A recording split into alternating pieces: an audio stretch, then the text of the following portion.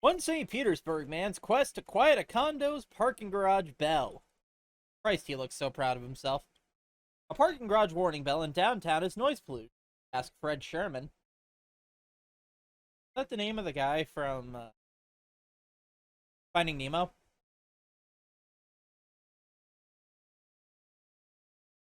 Fuck, this is fucking me funny.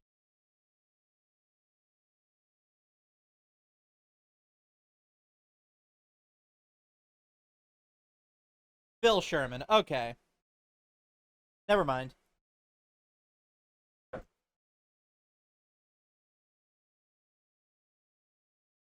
Never mind. Alright. St. Petersburg, Florida. Fred Sherman has got to be the city's foremost expert on the sound of local parking garages. A retired gold supplier from New York's Westchester County was dressed for a golf lesson when he demonstrated this arcane knowledge on a recent afternoon tour downtown. The Hyatt has a voice that says, "Attention, vehicle exiting," he said. Signature Palace has a light that says, "Car coming." The McNulty here has a sign or a flashing device with some audio. Pointed out several other parking garage alarms meant to alert pedestrians that a car is exiting. Noted that which garages have no such warning. The systems are not a requirement, but they can protect against lawsuit. Sherman ended his stroll under the main attraction, a gray metal bell that you might picture hanging above old high school, mounted over the sidewalk on First Street Northeast.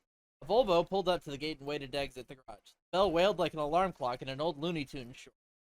"See," Sherman said. The Volvo pulled down. The bell rang again 2 times, and this goes on all day and night. It sounds like inmates are escaping. The bell is mounted on the Ovation, exclusive Beach Drive condo tower, where units go for more than $2.5 million. Sherman hears the bell from his 31st floor condo at 1 St. Petersburg, a different condo tower a block south, where units typically go for more than $1.5 million. He wants it to stop. It's noise pollution. I almost used the word evil, he said.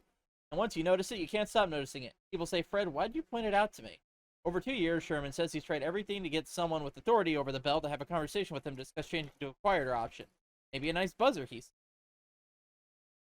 He's tried various means contacting Ovation's condo board, including sending messages through acquaintances who lived there. He enlisted the president of the condo association for building diplomacy with their president, and calls were not returned. He tracked down multiple property managers and their bosses. Nothing. Lawyers turned him away.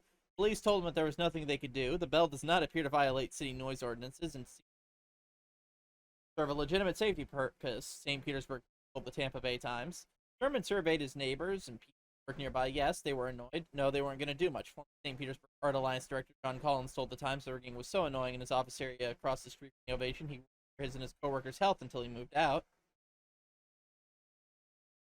Desperate for info, Sherman befriended a maintenance man he sometimes saw emptying the trash cans outside. He tried questioning Ovation's residents as they left the garage. Some got upset. Had they all been warned not to talk to him, he wondered. Inexplicably, a clear plastic lockbox showed up and encased the bell. "I think," he said, turning conspiratorial, "they put it up there to stop me from vandalizing it." What the fuck is this guy? The Ovation's owner association and company that manages the building declined to speak with the Times about the bell.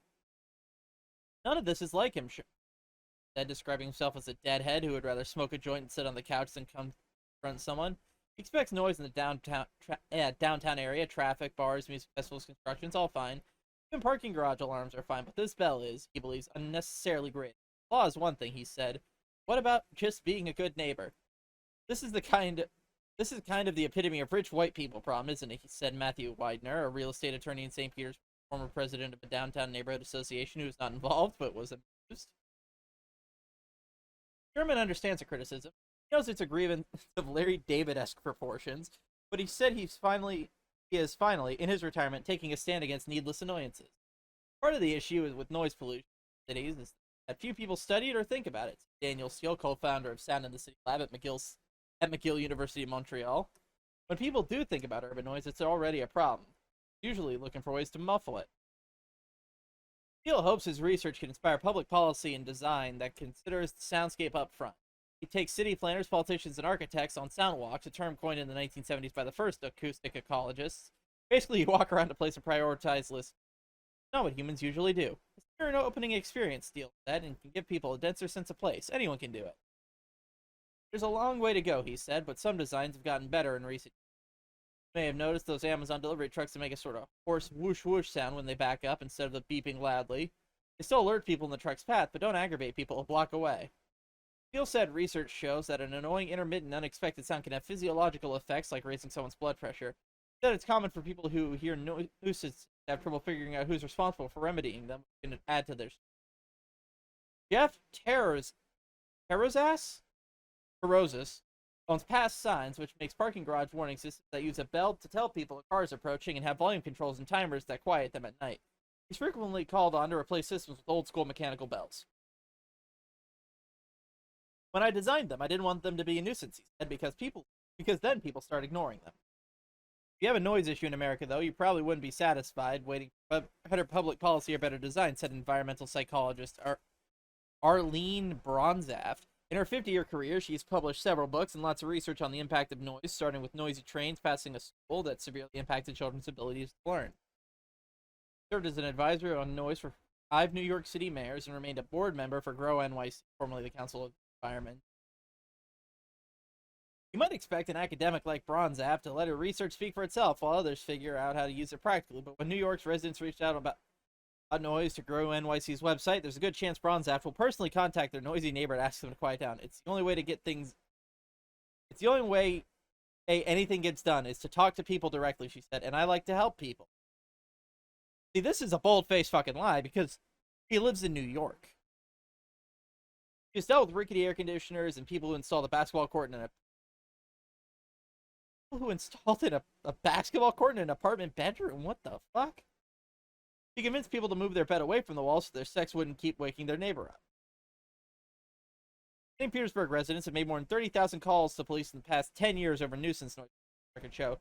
The pandemic didn't curb their calls. There were 3,668 calls in 2020, close to 200 more in 2019. This year is on track for slightly fewer, and the vast majority of those calls do not warrant even a written report from police. Of the 2,982 calls this year, only 31 became police. Good lord, is this guy padding for a word count?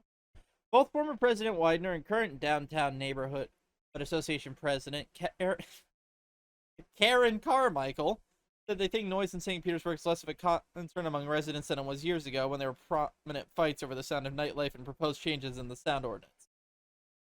It was kind of the old guard back then, and just a few very local residents, Widener said. Now people who move to downtown are doing it because they like the lifestyle. Sounds of a downtown are the Coast Guard bugle playing reveille at 8 a.m., the helicopter landing on the roof of the Bayfront Health, and partiers riding past on the pedal pub. There's a guy who cranks Purple Rain from his bicycle. There's a flock of feral Nande parakeets, unique and ominous sound of fast winds moving through the rails of the whooshing water wall at Signature Palace, that stupid rat rod that revs its engine on Central Avenue, sirens, construction. These were all listed on Facebook posts asking residents what they consider signature sound of downtown and their favorites. The insane and insistent school bell ringing from the Ovation Building hundreds of times a day, 24/7, wrote Fred Sherman below all of them. Sherman paid a lawyer $5,000 to file a nuisance lawsuit against Ovation Owners Association, claiming it had affected his sleep and his ability to enjoy his condo. He finally heard back from them. In response filed in civil court, the association's lawyers say removing the alarm would be a grand disservice to the public, as the alarm is used to avoid catastrophic collisions between outgoing cars and individuals traversing the sidewalk. It also said Sherman failed to show what the bell was more than a trifling annoyance or discomfort as required by law. A judge on November 19th referred the case to private mediation. So let's see what this bell sounds like.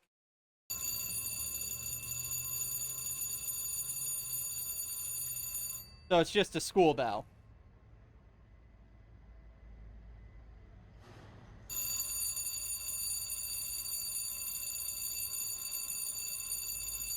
It's not even that bad. Though I'm running that through a noise compressor, so that might be... I wonder what his life will be like if he gets his wish.